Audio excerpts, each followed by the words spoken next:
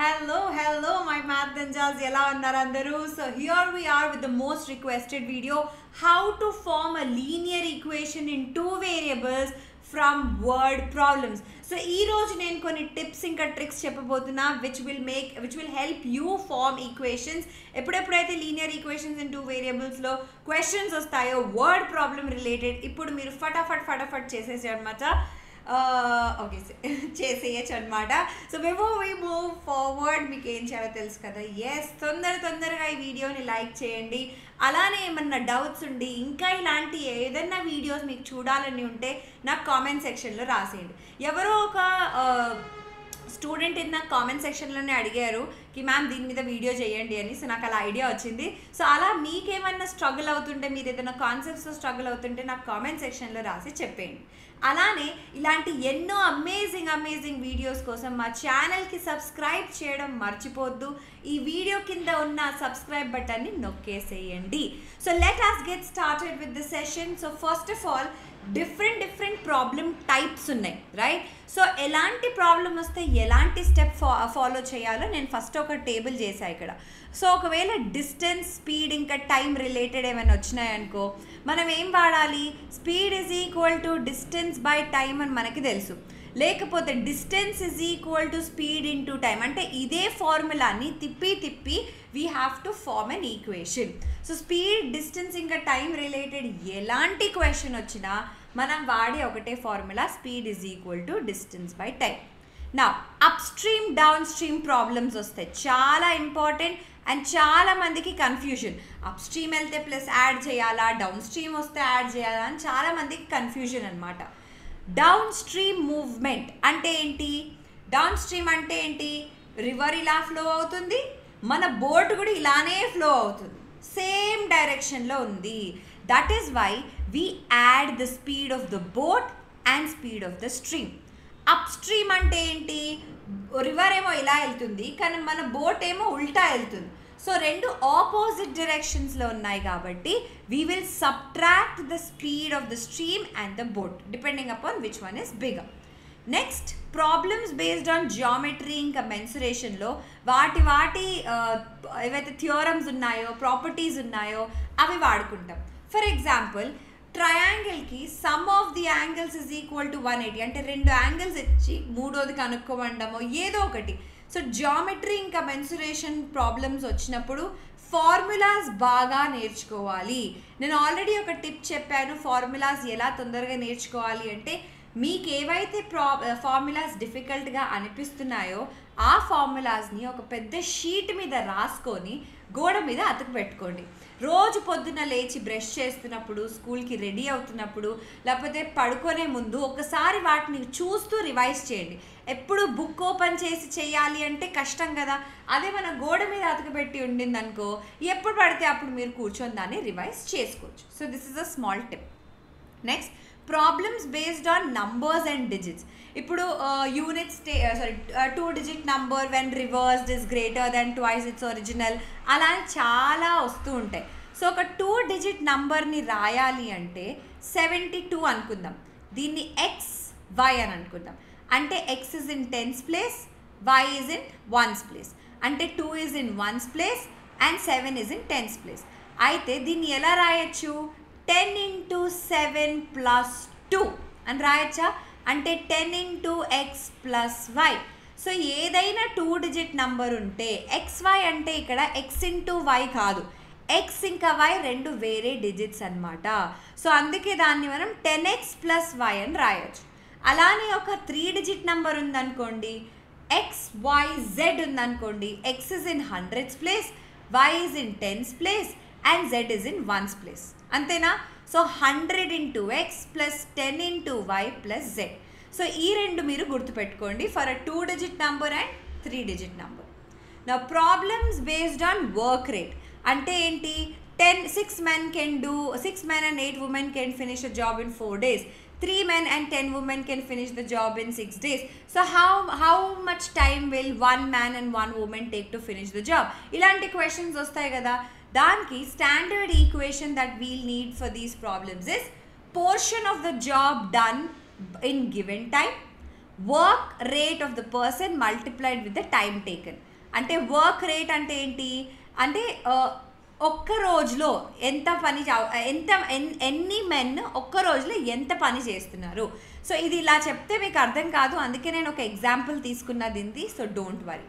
Fraction problems వస్తే ఏంటి, x by y అని అనుకుందాం ఫ్రాక్షన్ని. X is the numerator, y is the denominator. వాళ్ళు అంటారు the denominator is 10 times more than the numerator. అలా ఏదో ఒక కండిషన్ ఉంటుందన్నమాట. సో ఆ కండిషన్ బట్టి మనం ప్రాబ్లమ్స్ ఫామ్ చేసుకోవచ్చు. దాని తర్వాత వచ్చేది కమర్షియల్ మ్యాథమెటిక్స్, అంటే profit loss, discount, simple interest, ఇలాంటి problems.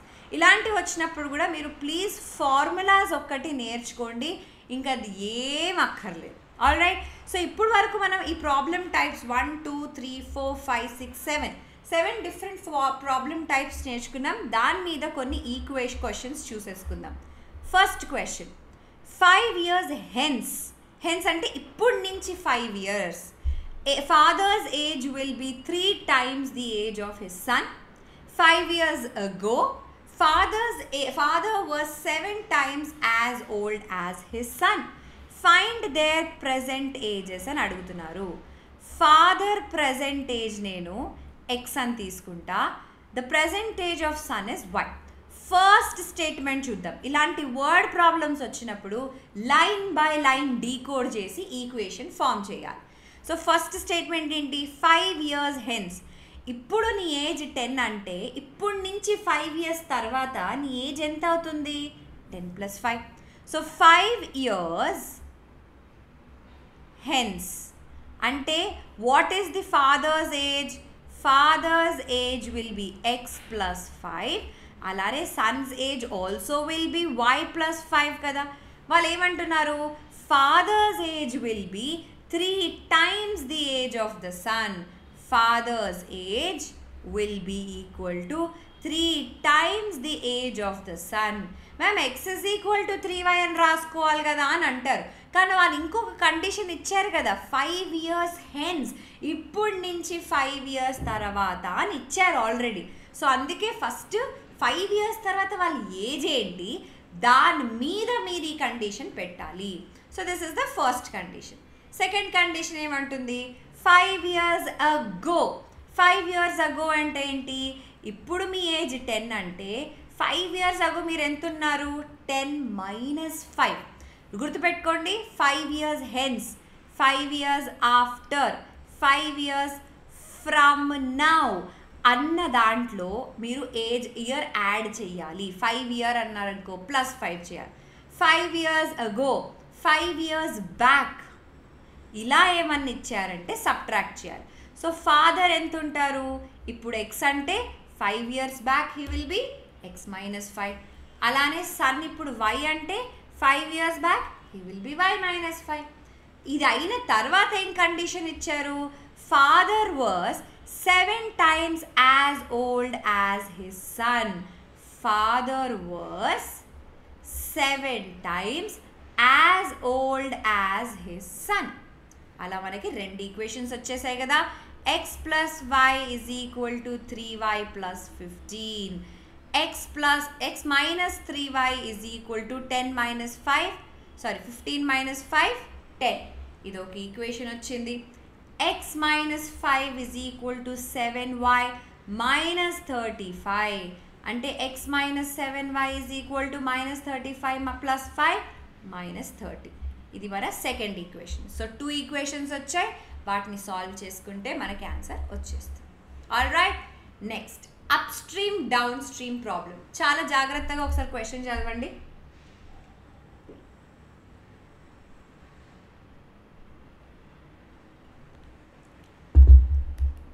All right. A boat goes 30 kilometers upstream and 44 kilometers downstream in 10 hours. In 13 hours, it goes 40 kilometers upstream and 55 kilometers downstream. Determine the speed of the stream and the speed of the boat in still water. So first manam speed of stream x kilometers per hour అని పెట్టుకుందాం. Okay. Speed of boat in still water ఏమవుతుంది y km/h అని వస్తుంది. అంతేనా? ఇప్పుడు నేను ఏమన్నా speed of the speed downstream. What would be speed downstream? Downstream అంటే ఏంటి? బోట్ ఇలా వెళ్తుంది, వాటర్ కూడా ఇలానే వెళ్తుంది. So you add. Okay, speed downstream is x plus y. అదే speed upstream x minus y వస్తుంది. So మనకి ఏం తెలుసు? Speed is equal to distance by time అని తెలుసు కదా. మనం time is equals to distance by speed అని కూడా పెట్టుకోవచ్చు కదా. సో ఫస్ట్ కేస్ చూసుకుందామా. ఫస్ట్ కేసులో ఏమంటున్నారు? Total time taken, the boat goes 30 kilometers upstream and 44 kilometers downstream. ఈ మొత్తం చేయడానికి 10 hours తీసుకుంటుందంట. అంటే డిస్టెన్స్ ఏంటి? 30 kilometers అప్ స్ట్రీమ్ అంటే x మైనస్ వై ప్లస్ ఇంకేం ఈ డిస్టెన్స్ కవర్ చేయడానికి 44/x ప్లస్ వై, ఎందుకంటే downstream. The total time taken to do this travel upstream and downstream is equal to 10. ఇది equation number 1.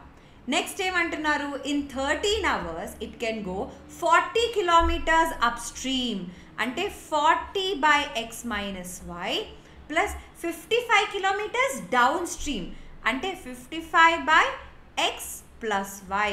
Total time ఎంత? 13 hours. So this is our second equation.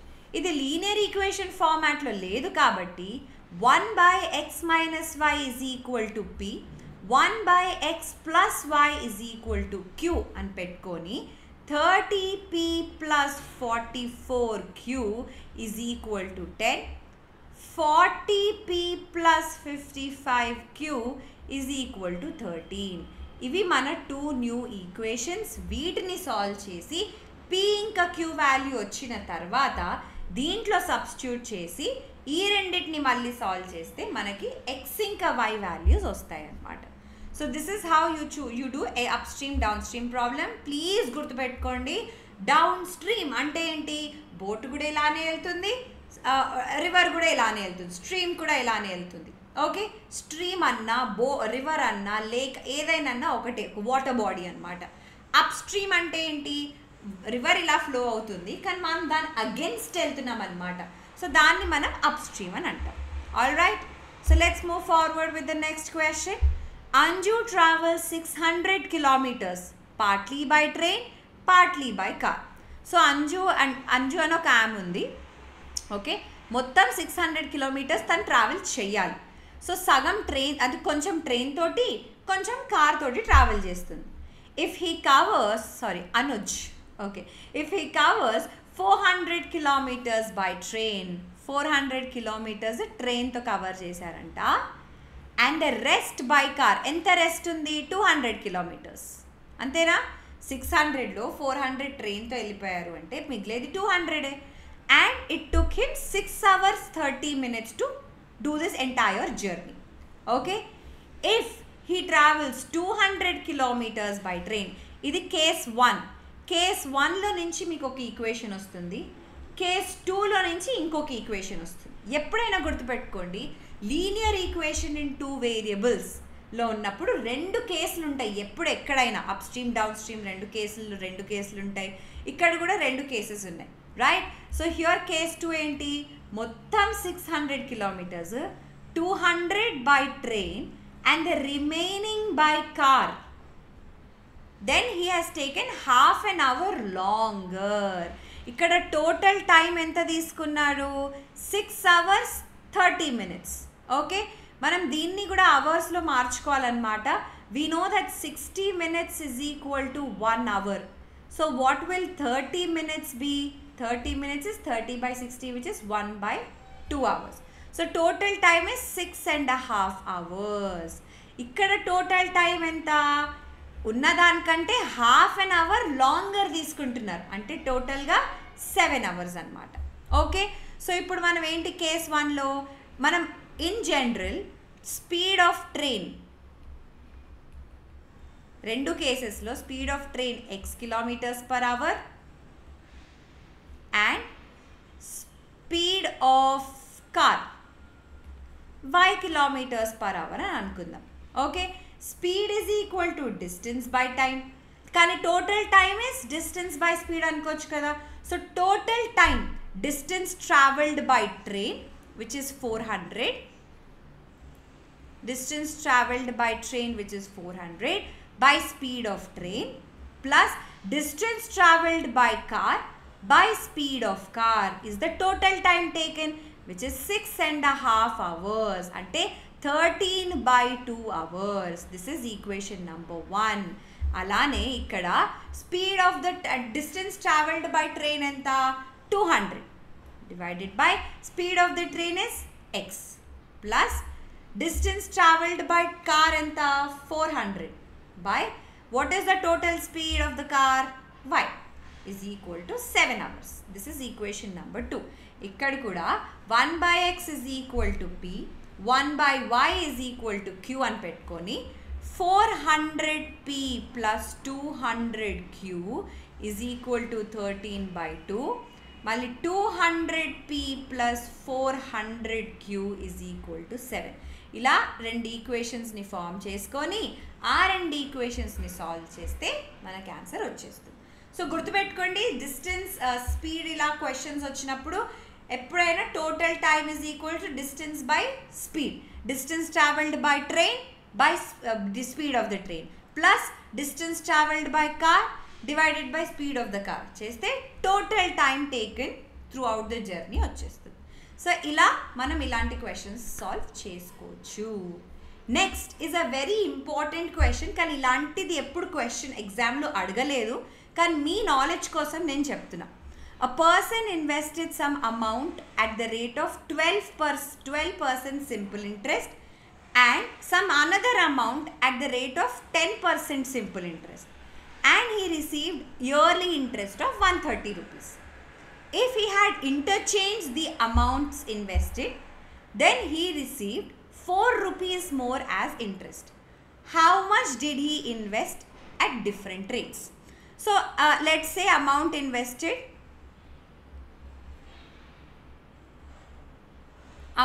invested is x and y rupees అని అనుకుందాం. Okay, first కేసులో ఏంటి, 12% of x plus 10% of some other amount y, total ఎంత ఇస్తుంది interest 130. 12% of x అంటే 12/100 into x, 10/100 into y is equal to 130. ఇక్కడి నుంచి 0.12x plus 0.10y is equal to 130 అని వచ్చేసింది.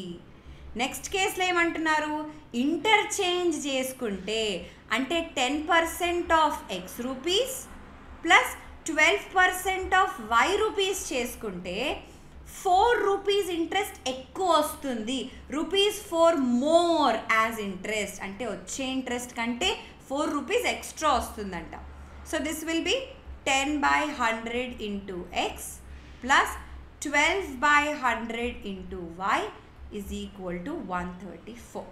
So here you will be getting 0.10x plus 0.12y is equal to 134. So మన దగ్గర ఇప్పుడు 1 equation, 2 equations ఉన్నాయి, 2 unknowns ఉన్నాయి. ఆ రెండింటిని సాల్వ్ చేసుకుంటే మనకి 2 వాల్యూస్ వచ్చేస్తుంది. All right, next and the last type, 8 men 12 boys can finish a piece of work in 10 days, 6 men 8 boys can finish a piece of work in 14 days. Find the time taken by 1 man alone and by 1 boy alone. So first, time taken by 1 man x days అని పెట్టుకుందాం. Okay, అలానే time taken by 1 boy Y days అని పెట్టుకుందాం. Okay, ఇప్పుడు 8 men, ఇప్పుడు 1 man is taking x days to finish the work, అంతేనా? ఇప్పుడు అలానే 8 men will take this by this into this. So total of 8x days కదా. 8 men. కానీ మనకి ఏం కావాలి?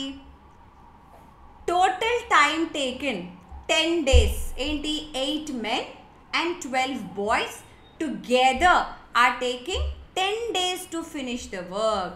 అంటే 1 day లెక్క చూసుకోవాలి. అంటే 1 dayలో అంటే x daysలో 1 man is finishing the work. నాకు 1 day లెక్కలో కావాలి. 1 dayలో ఎంత? ఓకే, సో వన్ డేలో నాకు ఎంతమంది ఫినిష్ చేస్తున్నారని కావాలి కదా. సో ఫస్ట్ ఈక్వేషన్ ఏంటి? 8/x plus 12/y. The number of men divided by the time taken by 1 man x days. అలానే number of boys divided by the time taken by 1 boy, that is y is equal to 1/10. అలానే 6 men plus 8 boys together take 1/14 days to finish the work. So ఈ రెండు equations ఉన్నాయి కదా. So ఇక్కడి నుంచి 1/x is equal to p, 1/y is equal to q అని చేసుకుంటే మనకి కొత్త ఈక్వేషన్స్ ఏంటి? 8p plus 12q is equal to 1/10. అలానే 6p plus 8q is equal to 1/14. ఈ రెండింటిని సాల్వ్ చేసుకుంటే you will be getting the answer as x and y. Okay, so yes, with that we have come to the end of the session. ఇలాంటి ఎన్నో amazing videos కోసం ఈ video కింద ఉన్న red colour subscribe బటన్ని subscribe చేసేసేయండి. ఎక్కడైనా ఏమైనా అర్థం కాలేదు అంటే ఒక్కసారి వీడియోని వెనకాలకు అనుకొని మళ్ళీ చూడండి. That's the beauty on YouTube. మళ్ళీ చూస్తూ ఉంటే మీకు అర్థమవుతూ ఉంటుంది. ఆల్రైట్, సో ఈ వీడియోని లైక్ చేయడం మర్చిపోద్దు, అలానే షేర్ చేయడం అస్సలు మర్చిపోద్దు. I hope you found this useful. ఇలాంటి ఎన్నో అమేజింగ్ వీడియోస్ కోసం మా ఛానల్కి సబ్స్క్రైబ్ చేయడం మర్చిపోద్దు. This is your master teacher Haripriya signing off. Bye.